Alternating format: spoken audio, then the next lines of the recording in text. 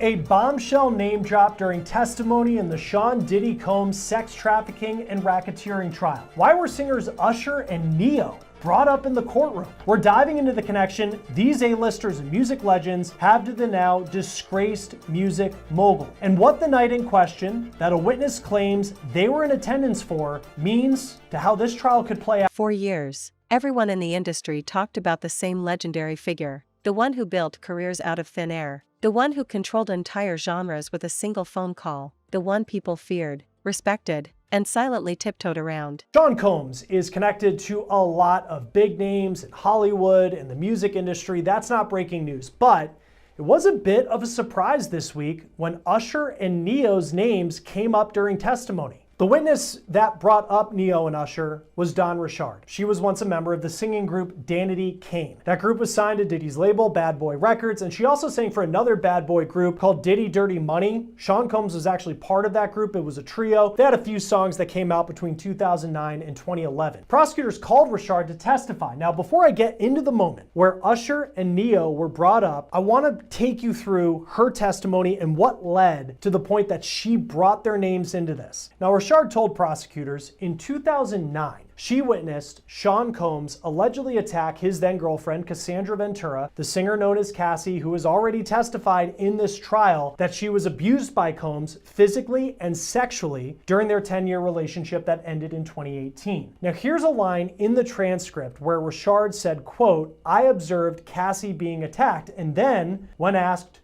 who attacked Cassie, she answered, quote, "She was attacked by Sean Combs." In the incident in 2009 that Richard talked about, she said she was recording music at Combs' LA home. Cassie was making eggs, and then Combs comes downstairs, quote, angry, and was saying where the expletive was his eggs. Excuse my language. And he was telling Cassie that she never gets anything right, where the expletive is his food, and he proceeded to come over to her, took the skillet with the eggs in it, and then tried to hit her over the head with it, and she fell to the ground. Richard told prosecutors that she witnessed Diddy allegedly attack Cassie multiple times, physically beating her, and while she was a member of Diddy Dirty Money between 2009 and 2011, she said it was frequent that she would see these things. She said that Combs would, quote, punch her, choke her, drag her, slap her in the mouth. I saw him kick her, punch her in the stomach. Now, when it comes to Usher and Ne-Yo, their names are brought up related to an incident in 2010 that happened at a restaurant in California. Dawn Richard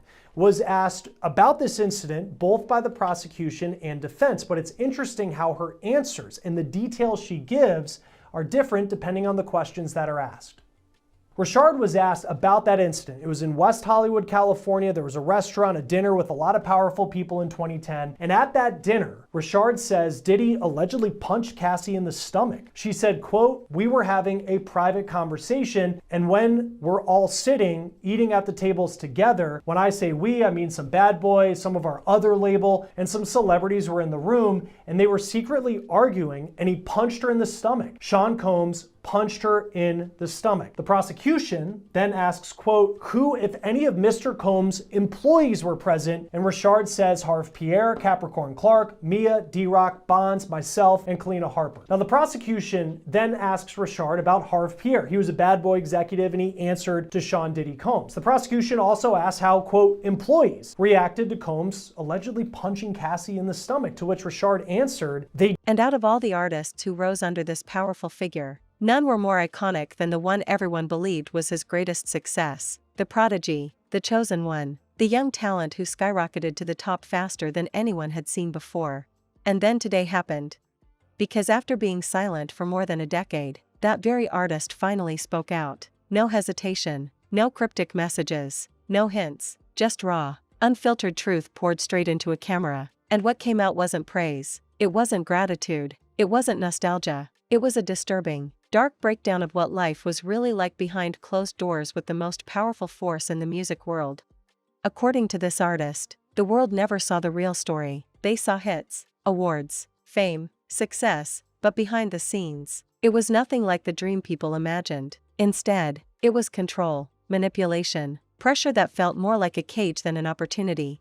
The artist described didn't really follow that line in their questioning. They did ask about bad boy employees who were present at the restaurant, to which Richard named people like Combs, the bodyguard D-Rock, Pierre the executive. But then the defense had their chance at cross-examination, and through their questioning is when we saw those big names drop. The defense asked Richard, please tell me who was all at this restaurant. Richard answers, Harv Pierre, Capricorn Clark, Mia, and myself, Kalina, our bodyguards, which was Bonds, and D-Rock, Cassie. The question continues with the defense asking, you remember who was all there, right? And Richard says, mm-hmm. The defense asks, do you recall alleging several celebrities were actually there? And Richard says yes, and the defense then says, quote, so when the government asked you who was all there, and I asked you who was all there right now, you didn't mention any of the celebrities, right? Right, Richard says. The defense then asks Richard to name the celebrities. And then she says, quote, Usher was there, Jimmy Levine was there, Neo came through, there were a few others too. I don't recall those people, but those are the ones I remember talking to. The defense then pressed Richard a bit, asking why she didn't say those names before when she was asked about who was there by the defense. And Richard says she was just repeating what she told the government in their direct examination.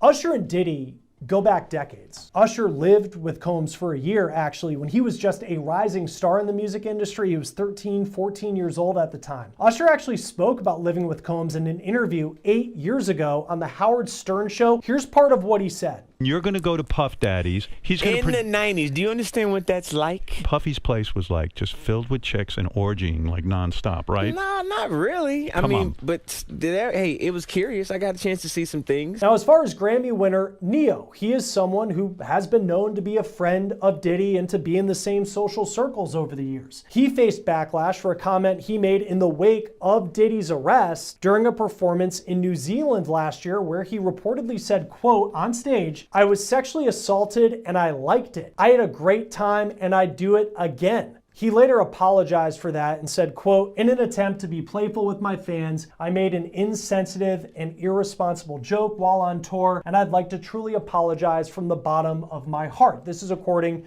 to the UK media outlet, The Metro. Now, the other name that Richard mentioned was Jimmy Levine. He is a music legend. He is known as the co-founder of Interscope Records, so an incredibly powerful person in the music industry. It's important to note that in her testimony, Richard did not specifically say that any of the three actually witnessed that alleged moment where Combs punched Ventura in the stomach, but she did say that they were allegedly there that night. Now, none of the three have released statements since their names were brought up in court. Combs is on trial. He's expected to be on trial for roughly 7 more weeks. He's charged with racketeering, sex trafficking by force, and transportation to engage in prosecution. He has pleaded not guilty. Joining us now once again to talk about this case is former prosecutor and criminal defense attorney Safa Robinson-Ferrer. Always great to have you on Law and Crime.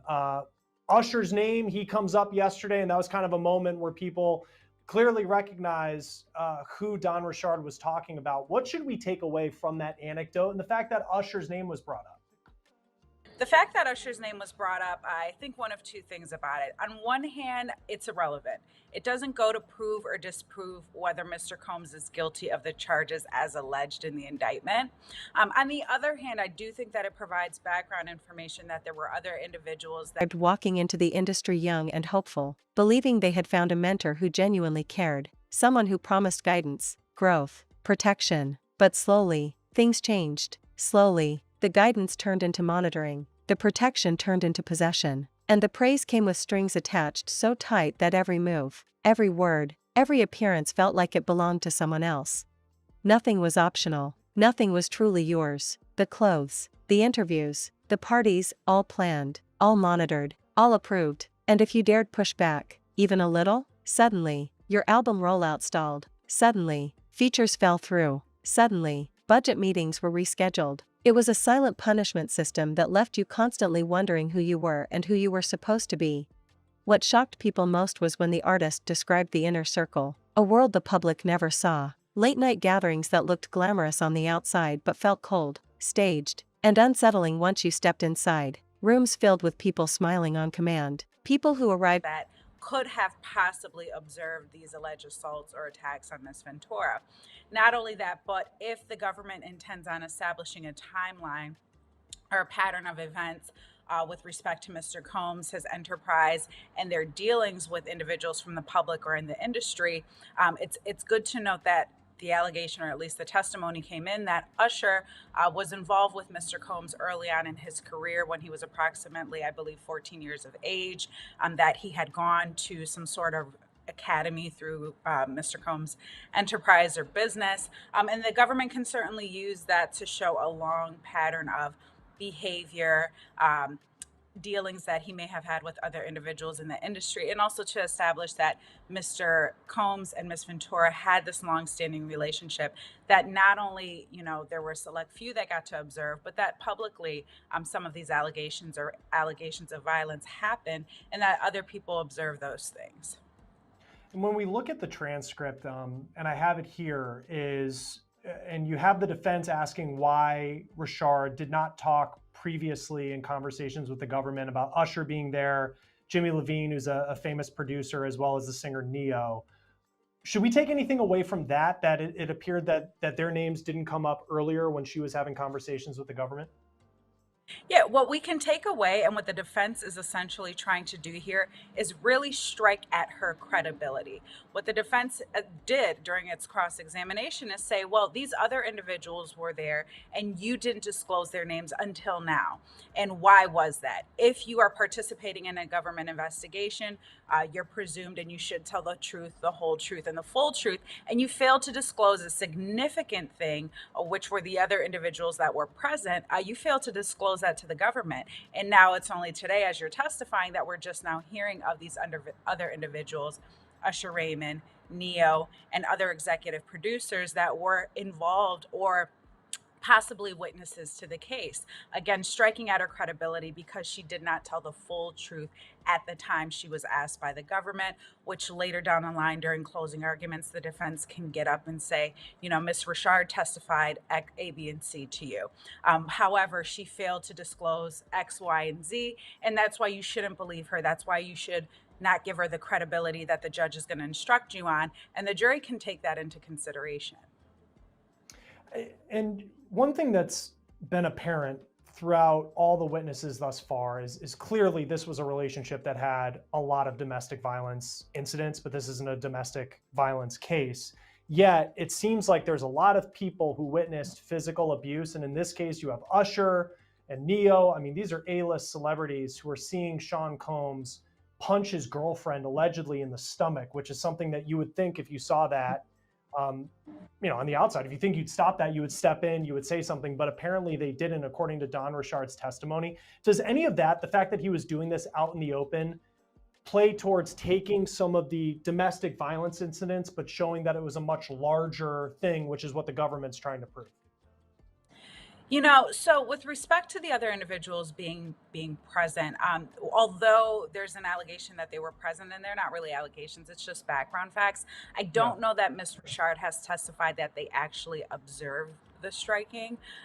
Full of excitement, but over time became hollow versions of themselves. Some left without explanation, some disappeared entirely, and the artist made it clear, these weren't coincidences, they were warnings.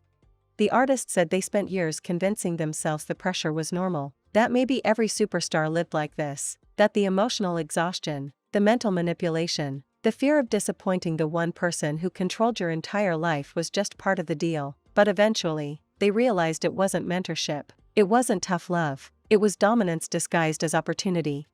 They said the most disturbing part wasn't the control itself, it was the way the powerful figure made you believe you needed it, made you believe your entire career would collapse without them, that your voice, your image, your talent, your success only existed because they allowed it. And when the artist finally attempted to take back even a small part of their life, the retaliation was immediate, quiet, but unmistakable. Doors that were always open suddenly slammed shut. People who used to answer, maybe they did, maybe they did not.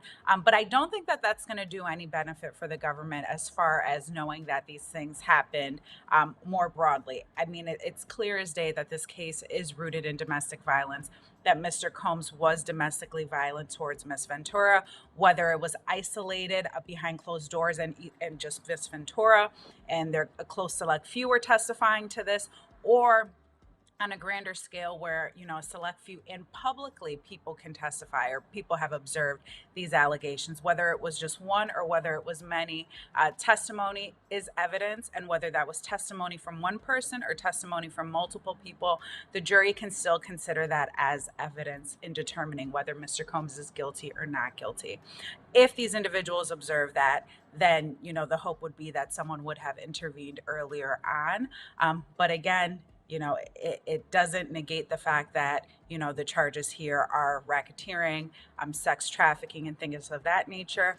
One of the things the government is alleging is the use of force. So I think that's why we continue to hear this domestically violent line of questioning. And I think the government is hoping that the jurors will view this as satisfactory to the element requiring requiring force, physical force of violence.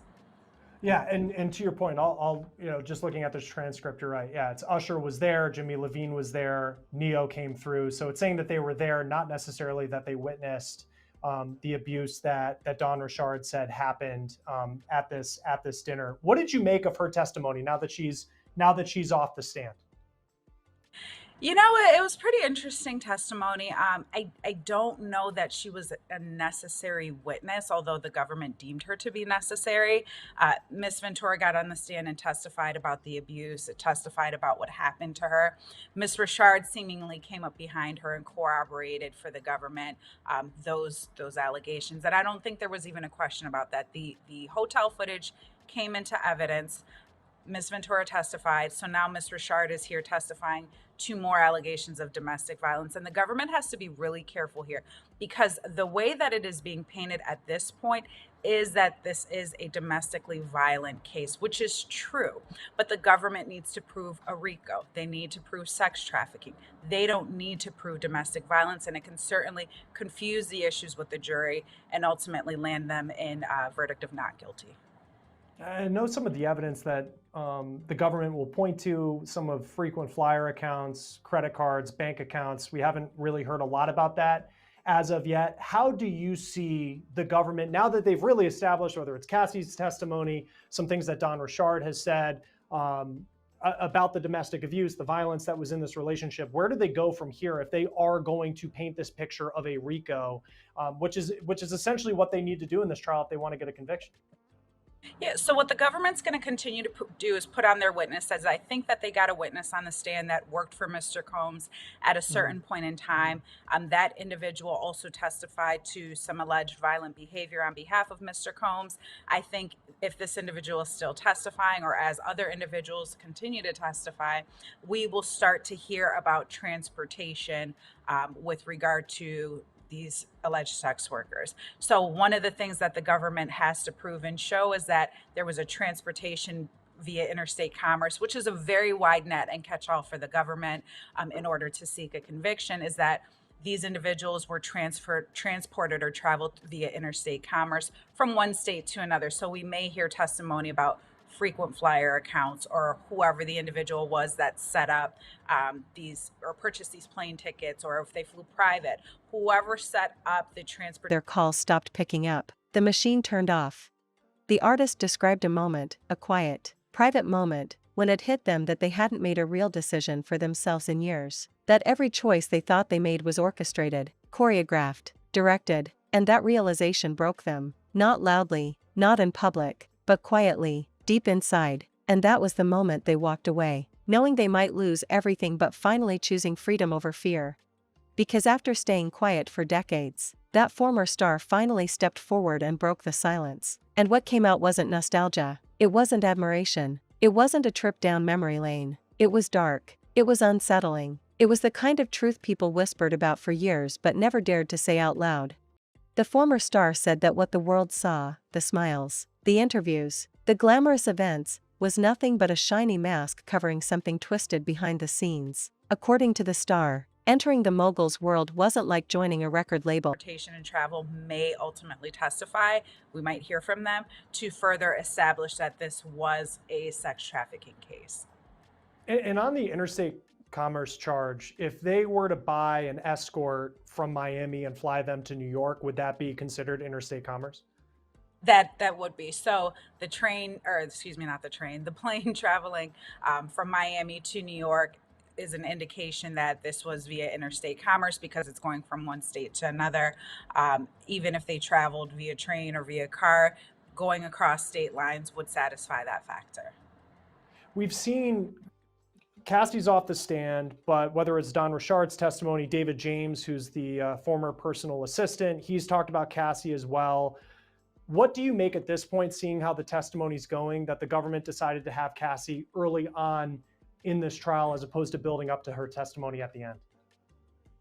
You know, I'm always in favor, as a former prosecutor, I'm always in favor of putting my victim on last if I can, because her words will echo to the jury indefinitely. You know, yes, she could have testified early and people will tend to remember what they've heard early on and later in the game. But I think here it's really impactful to build up the puzzle, these other individuals who were involved, and ultimately get us to Miss Ventura, who, you know, will testify as to what specifically happened. And the jury is going to be more likely to remember her testimony, especially compelling testimony, if she is the last and key witness. And there would have been a buildup that the government would have made to her testimony. Now, it doesn't mean that they can't come back guilty because she did testify early on, and now these individuals that are testifying are further establishing what happened. That's just a personal preference and what the government ultimately deemed as the best way to, you know, put their witnesses on. And also, Miss Ventura is pregnant, heavily pregnant. They didn't want to run the risk of her going into labor later on during the trial and not being able to be present to testify. So I think that they did have to get her out of the way early. My preference just would have been to put her on later if I was the prosecutor on the case. We've seen a couple cross-examinations from Sean Combs' defense team. How would you say they're doing thus far? I think they're doing a great job. I think that the defense is eliciting facts or alleged facts that the prosecution has kept out so far. And one of the things that we always discuss, you know, in trial practice is you never want the jury to find something out from the other side. If you have bad facts for your case, you want to get them out there and do away with it and show them it's not a big deal. Yes, she may not have disclosed certain information previously, and I can explain later as to why, but you really want to get those bad facts out of the way. And I think that at least some of the testimony that I've seen or heard is that, you know, when these when the prosecution witnesses are testifying under cross-examination, the defense is getting out facts that really kind of hurt the prosecution. I think that with Ms. Richard's testimony, she testified that, you know, she had been working with Mr. Combs, that she observed these allegations of violence and things of that nature. But then later down the line, she goes to work for him and works in a musical group with him and another individual.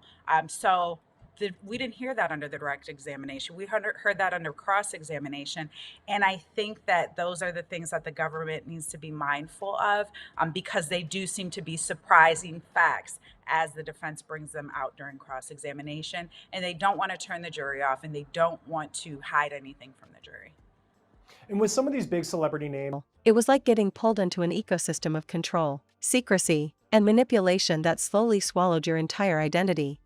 The young star said it started innocent, just guidance, just mentorship, just let me show you the ropes. But slowly, the mentorship turned into monitoring. Opportunities came with conditions. Success came with invisible contract lines no one ever explained. Suddenly, you weren't making decisions anymore, you were following instructions. Instructions about what to wear, where to go, who to talk to, what to say, and if you stepped 1 inch out of line, the consequences were immediate and silent. The star described nights that most teenagers would never experience, not in a good way. Parties that felt less like celebrations and more like staged gatherings where everyone acted like characters instead of real people. Rooms full of forced energy, strange tension hidden behind expensive clothes and fake laughter. Nights where the star felt like just another piece of property on display. The star admitted that at first, they didn't realize what was happening. They thought this was normal. Difficult for the defense to have to get over. The defense, however, they're questioning, they may be pressing her on some questions, but she still appears to be responding to them in a neutral manner. She seems to be giving appropriate responses. I haven't seen anything to indicate that she's been combative with the defense, excuse me. And I don't think there's been any significant back and forth between the defense and Ms. Ventura, which as a prosecutor, I like that because I want her to continue to come off as truthful, honest, neutral, and just tell her story and just tell the truth. So I think she's doing a great job for the prosecution in terms of her demeanor and how she's handling being questioned by the defense. And it seems like the defense are having her read these text messages, and there's moments that it says that she is, planning a freak off, that she wants to be part of a freak off, and they're trying to show that this relationship was not as, in their opinion, volatile as Cassie's testimony made it seem. If you're a defense attorney, do you want a gotcha moment during some point of the time that Cassie's on the stand? Like, what's the end goal of this testimony in the grand scheme of the trial? You always want your gotcha moment. And for the defense here, it's that Miss Ventura, you were in love with this man. You did anything to be with this man. This is a man who was larger than life at one point in time and still is larger than life to an extent. He had power. He had money. He gave you whatever he wanted. He could have given you the career, or did to an extent give you the career that you wanted. And you participated in this relationship. And in fact, you testified that you wanted to engage in these freak-offs because you didn't want him to do them with anybody else. Again, showing that this was a relationship decision. This was a mutual decision or a voluntary decision that she made to begin this relationship with him, continue this relationship with him, and ultimately it didn't work out. And what I expect the defense is going to somehow try to introduce in a very subtle way is that when you could no longer be with him, or when you couldn't just have him to yourself, you got upset, you departed from the relationship. Later down the line, or I think it was last year, possibly the year before, she files the lawsuit making the allegations. She didn't have to do that. She didn't have to disclose that. But long after they had departed, she had filed this lawsuit, which gave her a financial lump sum of money that put her in a better position than she would have been had she not filed that lawsuit. So showing that financial motivation for coming forward this amount of time later. I expect the defense is going to try to introduce that, but very subtly. She is considered the star witness in this case because she was so close to Sean Combs for so many years and so close to a lot of the moments that are at the center of the government's case. Hard to know what the defense was expecting through this point in the trial, but has there been any moment that maybe they weren't expecting and would give them heartburn, knowing that this is the star witness and thus far, and they're trying to see that Sean Combs doesn't spend the rest of his life in prison? Yeah, and the defense, and both the defense and the prosecution, they have heavily prepared for this case. There isn't much that has been presented that either side didn't know about before they had put Ms. Ventura on the stand to testify, or before they began their cross-examination. Every time a defense attorney gets up to cross-examine a witness, or when I ask a question, I already know the answer to that question. And so the defense is well prepared for that. I think the sticky and unfortunate part for the defense is they have to get around, and they had to address the domestic violence factor. It would have been great for them to be able to say, well, none of that ever happened, because it didn't happen, but it's clear that it did based on the Los Angeles video or the hotel footage that came into evidence, and other things that have come into evidence. Really tough for the defense. This was the industry. This was the price of success. But the deeper they got, the more they noticed the patterns, the people who entered the mogul's orbit full of life but left drained, confused, sometimes completely broken, people who disappeared from the spotlight overnight, no explanations, no goodbyes. And then came the darkest part, the manipulation masked as protection. The star said the mogul made them believe they needed him, that without his power, without his approval, the star's entire career would collapse. Every opportunity was something the mogul allowed to happen. Every success belonged to him first. And whenever the star tried to take even a tiny amount of control back, things mysteriously went wrong. Meetings got cancelled, projects stalled, people suddenly became distant. The machine shut down and left the star isolated. The star went on to reveal that there were moments, late at night, behind closed doors, when they felt like a prisoner in a mansion, that the pressure became so overwhelming that they started losing who they were. They said there were times when they'd go to sleep feeling like the world.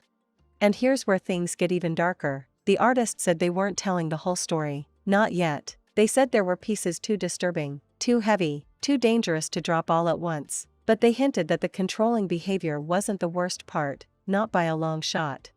The moment the interview went live, the industry started shaking. Former collaborators posted vague messages. Old rumors resurfaced. Footage from past events suddenly looked different. People noticed the discomfort in clips they once ignored. The unease in body language, the forced smiles, the strange tension no one could explain. It all started making sense. Meanwhile, the powerful figure stayed silent, completely silent. No statements, no responses, nothing. And that silence is louder than any denial. Because when someone who always controlled the narrative suddenly has nothing to say, it means they're afraid. It means they know the dam has cracked. People inside the industry are whispering that more voices might speak up soon. That this wasn't just one artist suffering under the weight of control, that others lived through similar experiences but never said a word out of fear. And now that one person finally broke the silence, the entire foundation is shaking. This isn't a scandal. This isn't a rumor. This isn't gossip. This is the beginning of an empire collapsing from the inside. And if what the artist hinted at is true, then the darkest parts of this story haven't even been revealed yet.